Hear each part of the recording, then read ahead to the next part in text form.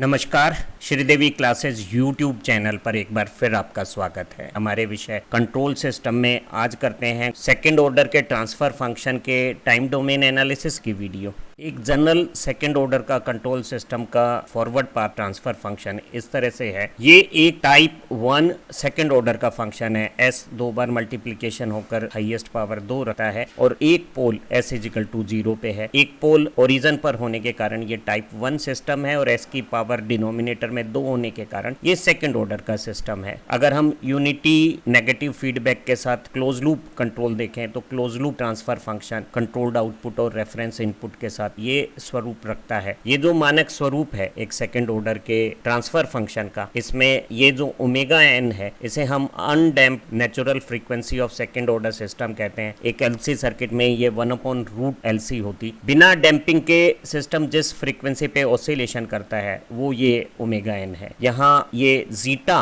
Damping ratio कहलाता है। हम जब सिस्टम पे इनपुट देते हैं, रेस्पॉन्स कितने रेजिस्टेंस के साथ एग्जीक्यूट होता है उसे ये zeta coefficient damping ratio decide करता है। एक सेकंड ऑर्डर के time response characteristic first order की भांति ही सिस्टम के पोल्स पे डिपेंड करती है, लेकिन यहाँ जो 2 पोल हैं वो डिपेंड करेंगे सिस्टम के पैरामीटर्स पे, और अगर सिस्टम के पैरामीटर बदलते हैं तो हमारा जो रेस्पॉन्स है वो 4 रूप रख सकता है। वो डैम्प्ड ऑसिलेशन हो सकता है, बिना डैम्पिंग के प्योर ऑसिलेटरी बिहेवियर हो सकता है, ओवर डैम्प्ड बिहेवियर हो सकता है, क्रिटिकल डैम्प्ड बिहेवियर हो सकता है। परीक्षाओं में एक प्रचलित प्रश्न है, हमें सेकंड ऑर्डर का कैरेक्टरिस्टिक ट्रांसफर फंक्शन दे देंगे और सिस्टम की अनडैम्प्ड नेचुरल फ्रीक्वेंसी और डैम्पिंग रेशो के बारे में जानकारी चाहेंगे। तो अगर इस डिनोमिनेटर फंक्शन का स्टैंडर्ड इक्वेशन के डिनोमिनेटर फंक्शन से कंपेरिजन करें तो ओमेगा एन स्क्वायर 4 के बराबर है, तो ओमेगा एन रूट करने पे 2 आ गया है। और अगर मैं इस 2 डेल्टा ओमेगा एन में 2 ओमेगा एन की वैल्यू रखूं तो पाता हूं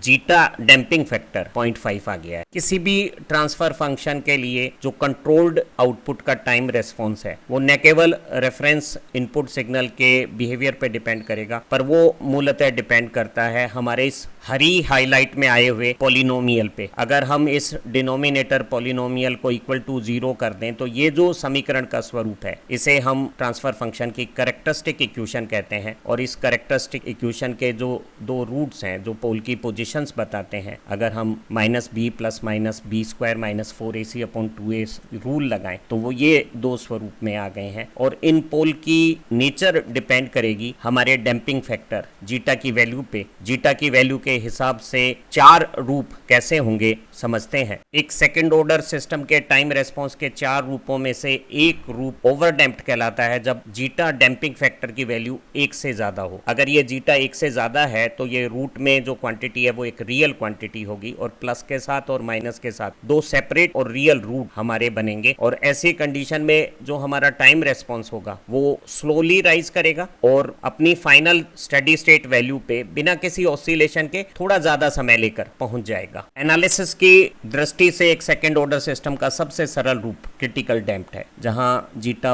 डैम्पिंग फैक्टर की वैल्यू 1 है। ऐसी स्थिति में ये 1 का स्क्वायर 1 में से 1 जाने पे ये 0 हो गया है। तो ये पार्ट नहीं होने से और जीटा की वैल्यू 1 होने से 2 रियल और इक्वल पोल -ओमेगा एन पे आते हैं। यहाँ डबल पोल आ गया है एक ही जगह पे। और ऐसी स्थिति में हमारा जो टाइम रेस्पॉन्स है वो राइज तो स्लो होता है लेकिन फाइनल वैल्यू पे बिना ऑसिलेशन के मिनिमम टाइम में पहुंचता है। सबसे कम समय में हमारा रेस्पॉन्स फाइनल वैल्यू पे आता है। ये परीक्षाओं का सबसे प्रचलित प्रारूप है। हमें सेकंड ऑर्डर का ट्रांसफर फंक्शन दे देंगे और कहेंगे कि टाइम रेस्पॉन्स की नेचर कैसी है। तो नेचर नीटा डैम्पिंग फैक्टर पे डिपेंड करेगी। अगर हम यहाँ तुलना करें 2 फिगर्स के साथ तो ओमेगा एन का स्क्वायर 16 ओमेगा एन को 4 बता रहा है और 4 को 2 से गुना करने पे 8 आता है। 8 नीटा 8 है तो नीटा 1 आ गया है। 1 का मतलब ये सिस्टम क्रिटिकली डैम्प्ड है जो थोड़ा स्लो राइज होगा लेकिन बिना ऑसिलेशन के फाइनल स्टेडी वैल्यू पे सबसे पहले पहुंच जाएगा। अगर इसी स्थिति में नीटा का मान 1 से कम होता तो ये अंडर डैम्प्ड कहलाता, 1 से ज्यादा होता तो वो ओवर डैम्प्ड कहलाता, और अगर नीटा 0 होता तो ये अनडैम्प्ड कहलाता।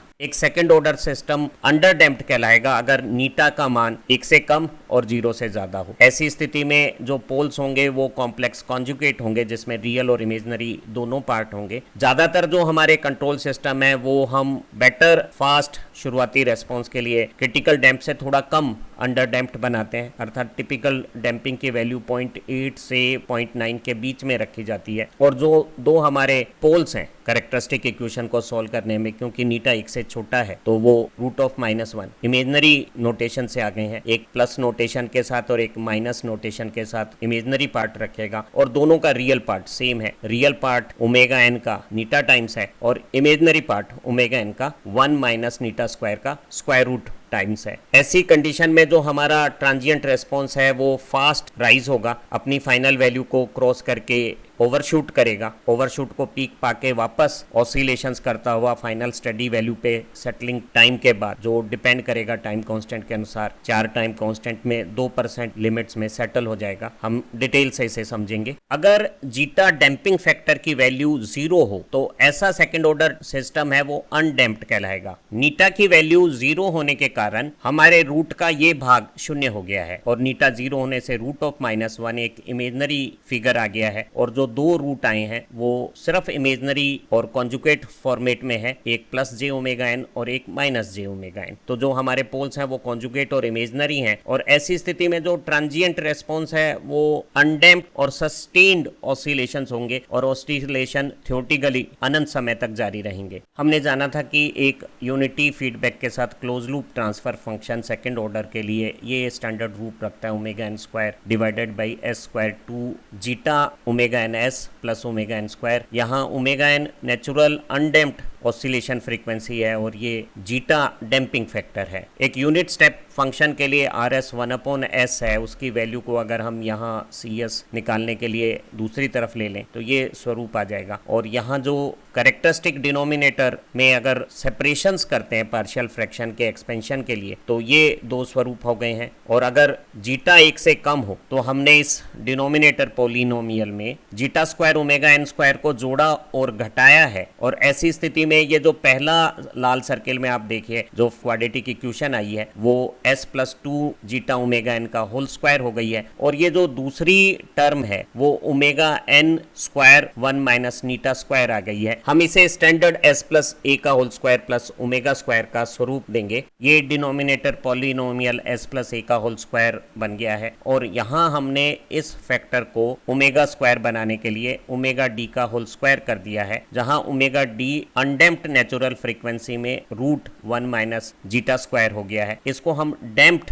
नेचुरल फ्रीक्वेंसी कहते हैं। s+a होल स्क्वायर प्लस ω² के ऊपर s+a और ओमेगा प्राप्त करने के लिए, क्योंकि ओमेगा यहाँ ω(d) है, डैम्प्ड फ्रीक्वेंसी है, तो इस न्यूमरेटर को ω(d) बनाने के लिए ω(d) का ये स्वरूप है। हमने इस न्यूमरेटर फिगर में 1 - जीटा स्क्वायर के रूट का भाग और गुणा कर दिया है, और ऐसी स्थिति में इस नीली एलिप्स में ω(d) आ गया है, जिसका एक मल्टीप्लायर कॉफिशिएंट यहाँ बाहर जीटा अपॉन रूट में 1 - जीटा स्क्वायर आ गया है। ये मेरा स्टैंडर्ड पार्शियल फ्रैक्शन फॉर्मेट हो गया है, जिसमें पहला फंक्शन 1/s का इनवर्स लाप्लास 1 हो जाएगा, दूसरे में डिनोमिनेटर में s+a का होल स्क्वायर प्लस ω² में ऊपर s+a है, तो ये कॉस फंक्शन हो गया है ω(dt) और a e⁻⁻at यहाँ जीटा ω(n) है, तो ये स्वरूप आ गया है। जबकि ये जो दूसरा फंक्शन है ω/s+a का होल स्क्वायर प्लस ω² वो sin ω(t) का रूप हो गया, जहाँ ω डैम्प्ड फ्रीक्वेंसी है। s+a के कारण यहाँ एक्सपोनेंशियल डिकेइंग टर्म आ जाएगी, और इसका मल्टीप्लायर ये है। इस स्वरूप को भी हम सिंप्लीफाई करेंगे। हमने पिछले पेज के एक्सप्रेशन में दोनों फंक्शंस में से e⁻ζ ω(t) कॉमन ले लिया है, और ये जो स्वरूप है इसे सिंप्लीफाई करने के लिए 1 - डेल्टा स्क्वायर को कॉमन बाहर निकालकर इधर मल्टीप्लीकेशन कर दिया है। इस ट्राइंगल में आप देखेंगे कि बेस जीटा है, परपेंडिकुलर 1 - जीटा स्क्वायर का रूट है, और हाइपोटेनस अगर 1 है तो ये साइन थीटा हो गया है, और ये टर्म कॉस थीटा हो गई है। और ऐसी स्थिति में ये जो सिंप्लीफिकेशन है वो साइन ω(dt) प्लस थीटा हो गया है, जहाँ थीटा ये एंगल है जो इस ट्राइंगल से डैम्पिंग फैक्टर के अनुसार बन रहा है, और ये सबसे सिंप्लीफाइड हमारा फॉर्मेट हो गया ट्रांजिएंट रिस्पॉन्स का, जिसका एनालिसिस समझते हैं। एक second order under damped system का जो ट्रांजिएंट रिस्पॉन्स है, टाइम रिस्पॉन्स, उसका ये जो मैथमेटिकल फॉर्मेट है उसको अगर हम ग्राफिकली टाइम के साथ प्लॉट करें तो हमारा जो आउटपुट कंट्रोल्ड रेस्पॉन्स है वो शुरू में तेजी से बढ़ता है, कुछ समय बाद वो अपना 50% वैल्यू पाता है। इस समय अंतराल को हम डिले टाइम कहते हैं और वो अपने फाइनल स्टडी स्टेट वैल्यू को पार करके ओवरशूट करता है और पीक ओवरशूट बनाकर वापस डिक्रीज होता है और बहुत सारे ऑसिलेशंस करके अपनी फाइनल स्टडी वैल्यू में कुछ परसेंटेज पे सेटल हो जाता है। इस तरह के second order under damped oscillatory response में हम delay time, rise time, peak time, maximum overshoot और सेटलिंग टाइम को यूज करते हैं इस बिहेवियर को समझने के लिए। एक सेकंड ऑर्डर के ट्रांसफर फंक्शन के लिए यूनिट स्टेप इनपुट का जो कंट्रोल्ड आउटपुट का जो टाइम रेस्पॉन्स है वो 0 वैल्यू से तेजी से बढ़ता है और पहली बार वो अपने फाइनल स्टेडी वैल्यू का जो 50% मैग्नीट्यूड पाता है उस अंतराल को हम डिले टाइम कहते हैं। और कैलकुलेशन से डिले टाइम का ये फॉर्मूला आता है जहां जीटा डैम्पिंग फैक्टर है और डैम्पिंग फैक्टर का 0.7 टाइम्स को अगर 1 से जोड़ दें और अनडैम्प्ड नेचुरल फ्रीक्वेंसी, ध्यान रहिए अनडैम्प्ड नेचुरल फ्रीक्वेंसी है, उसका अगर डिवीजन कर दें तो जो समय काल आता है सेकंड्स में वो हमारा डिले टाइम है। राइज टाइम को हम अगर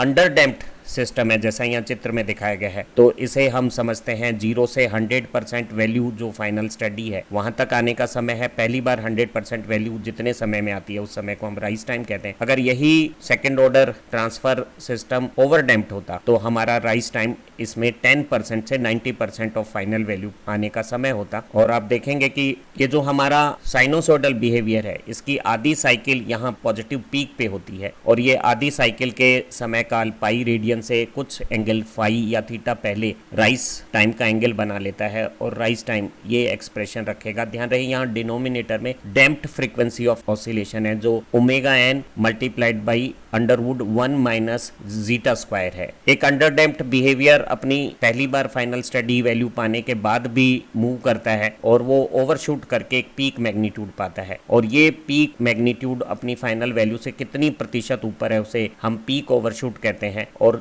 जो टाइम पीक ओवरशूट का उसे पीक टाइम कहते हैं। और पीक टाइम पे ये आधी साइकिल हो गई है और आधी साइकिल पाई रेडियन है तो पहली बार ये 1 पाई हो गई और दूसरी बार ये पीक अंडरशूट करेगा तो ये 2 पाई के साथ आ जाएगा। अगला पॉजिटिव पीक जो पहले से छोटा होगा वो 3 पाई पे आ जाएगा और इस तरह से हम जो टाइम है अलग अलग पीक के वो निकाल सकते हैं। तो जो पहले पीक का टाइम है वो हो गया पाई अपॉन ओमेगा डी। एक बार फिर omega D damped natural frequency है जो omega n root 1 minus zeta square है। यूनिट स्टेप इनपुट के लिए एक सेकंड ऑर्डर ट्रांसफर फंक्शन के लिए अंडर डैम्प्ड टाइम रेस्पॉन्स में पीक या मैक्सिमम ओवरशूट ये मैग्नीट्यूड है जो हमारी फाइनल यूनिटी स्टडी वैल्यू से रेस्पॉन्स ओवरशूट होते हुए बनाता है। मैक्सिमम परसेंटेज ओवरशूट को हम पीक टाइम पे प्राप्त इंस्टेंटेनियस वैल्यू और स्टडी स्टेट वैल्यू के अंतर के साथ per unit of steady state value पढ़ते हैं और न्यूमेरिकली इस फार्मूले से इसे पढ़ सकते हैं। और इसे याद करने के लिए आप इस ट्राइंगल को देखिए और आप पाएंगे कि यहाँ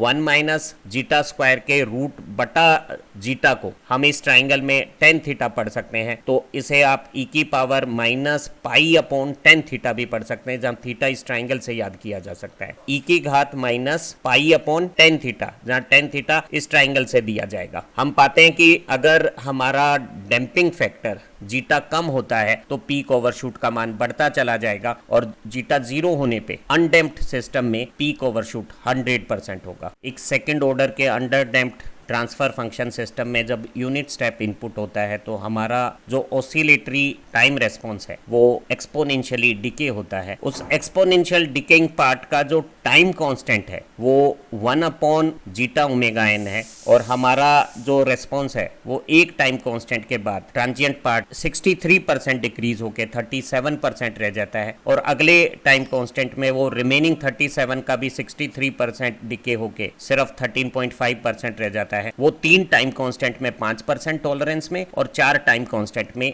2% टॉलरेंस में आ जाता है जहां time constant 1 upon zeta omega n है। ध्यान रहे ये नेचुरल फ्रीक्वेंसी ऑफ ऑसिलेशन है। प्रश्न में एक सेकंड ऑर्डर का transfer function close loop transfer function दिया हुआ है। अगर स्टेप इनपुट है तो रेस्पॉन्स को 2% की टॉलरेंस में सेटल होने में कितना समय लगेगा। तो यहाँ अगर हम कंपैरिजन करें एक स्टैंडर्ड डिनोमिनेटर पॉलिनोमियल से हमारी दी हुई इक्वेशन के पॉलिनोमियल का तो हम पाते हैं कि 2 जीटा ओमेगा एन 0.2 है तो जीटा ओमेगा एन 0.1 हो गया है और खाली इसी से मुझे टाइम कांस्टेंट पता लग जाएगा। इसका उल्टा टाइम कांस्टेंट कांस्टेंट है और इसका उल्टा 10 हो गया है, तो मेरा 10 सेकंड एक टाइम कांस्टेंट है, 2% टॉलरेंस के लिए मुझे 4 टाइम कांस्टेंट चाहिए, तो मेरा सारा समय 4 टाइम कांस्टेंट, एक टाइम कांस्टेंट 10 सेकंड का है, तो कुल समय मुझे 40 सेकंड लगेगा। अगर यही टॉलरेंस 5% होती तो मुझे 3 टाइम कांस्टेंट, इस केस में 30 सेकंड समय लगता। प्रश्न है कि एक critically damped second order system में अगर गेन कांस्टेंट के बढ़ाएगा तो उसके बिहेवियर में क्या फर्क पड़ेगा। तो क्रिटिकली डैम्प्ड सिस्टम में